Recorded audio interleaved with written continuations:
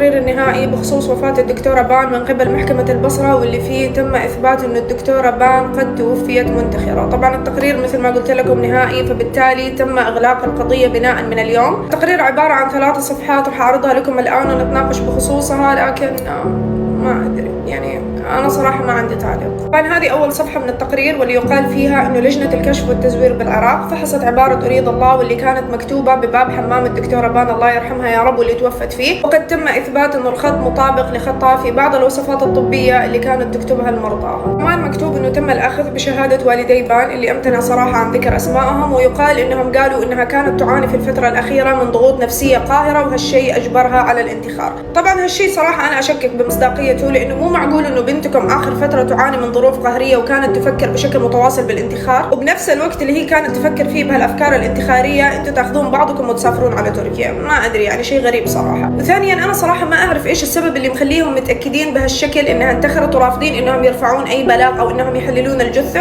رغم إنهم مثل ما ذكرت لكم أثناء ما صارت الحادثة هذه أو الواقعة اللي صارت لبان هم أساسا كانوا مسافرين. شيء غريب، لكن ما أعرف يعني ما أعرف. أساساً هم ما كانوا الأطراف الوحيدة اللي قالوا هذا الكلام، لا، أختها أكدت إنه بان قبل ما تتوفى كان عندها أفكار انتحارية، وخالها وزوجة خالها وابن خالها. تخيلوا، هل يعقل إنه بان قالت لكم كلكم إنه كان عندها أفكار انتحارية وتركتوها كذا؟ بعدين على فكرة ابن خالها هذا كان من الناس المشتبه فيهم، لأنه تقدم لبان أكثر من مرة على حسب ما قيل يعني، وكانت الدكتورة بان ترفضه باستمرار، مما سبب حزازية بينها وبين خالها وزوجة خالها وابن خالها اللي شهدوا إنه كان عندها أفكار انتحارية. وفهمكم كفاية يعني. واخيرا انكتب بالصفحه الاولى انه الدكتوره بان قبل ما تتوفى بنص ساعه اتصلت على احد اصدقائها الاطباء، وكانت تشتكي له من الحياه وانها طفشت وملت منها. قالت له بالنص انها تحس انه ما في اي احد يحبها، وانه جسمها كان يطلب منها بشكل متواصل انها تقوم بتقطيع يديها. هذا غير انه مكتوب كمان انه احد الشهود كانت الدكتوره زينب، واللي اتوقع انها صديقه الدكتوره بان، وكانت الدكتوره بان بحسب كلام الدكتوره زينب تتصل عليها باستمرار وتشكو لها من اصابتها بالاكتئاب المزمن والحاد، وانه للاسف وصل عندها للدرجه الخامسة. ومعروف انه الاكتئاب اذا انت ما سيطرت عليه وتحكمت فيه فهذا قد يساهم بشكل كبير لانك تفكر بالانتحار. وانه الدكتوره زينب كانت تنصح الدكتوره بان بشكل متواصل انها تاخذ بعض الادويه اللي قد تساعد على تخفيف الاكتئاب هذا، لكن الدكتوره بان كانت تقول لها انه لا جدوى من هذه الادويه، وكانت تطلب منها بحكم انها تنتقل بشكل مستمر لبغداد انها تجيب لها بعض الادويه من بغداد على اساس انها تتحكم باكتئابها، لكن للاسف انتقلت الى رحمه الله قبل ما زينب تجيب لها هذه الادويه. هذا غير انه السلطات العليا اخذت جوال الدكتوره بان بعد ما توفت واكتشفوا اشياء صادمه جدا فيه، بينها كميه الرسائل الكثيره والمبالغ فيها واللي كانت ترسلها الدكتوره بان لشخص يدعى عمر ضاحي مصطفى، واللي كانت تلومه فيها انه ما يرد على اتصالاتها، وتقول له بصريح العباره خلاص انا راح اريحك مني، انا تعبت من هذه الحياه ومنك. كمان من احد رسائلها الاخيره له انها كانت تقول له انا مو من النوع اللي يستسلم الافكار الانتحاريه بسرعه، لكن خلاص الفكره هذه صارت تراودني كثير بالايام الاخيره وشكلي راح انصاع لها.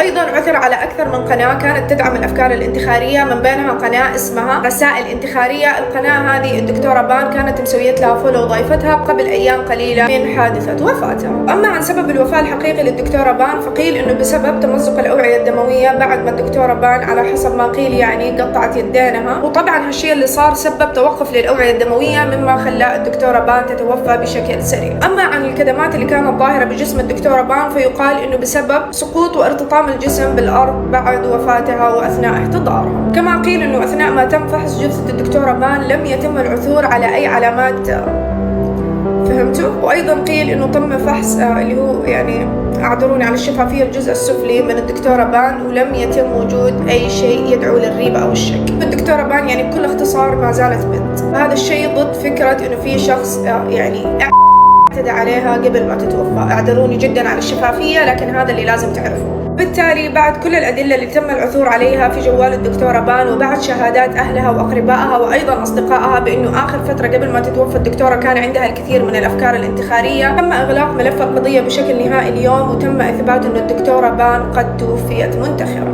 بغض النظر يا جماعة إذا كان هذا القرار عاجبنا ولا لا، لكن هذا قرار محكمة العراق ولازم كلنا نحترمه. بس اللي أنا أبغى أقوله هي كلمة واحدة بس: انتهت محكمة الأرض، تبقى محكمة السماء. الله يرحمك يا رب يا الدكتورة بان، وضيقة والله ضيقة، ما عاد عندي شيء أكثر.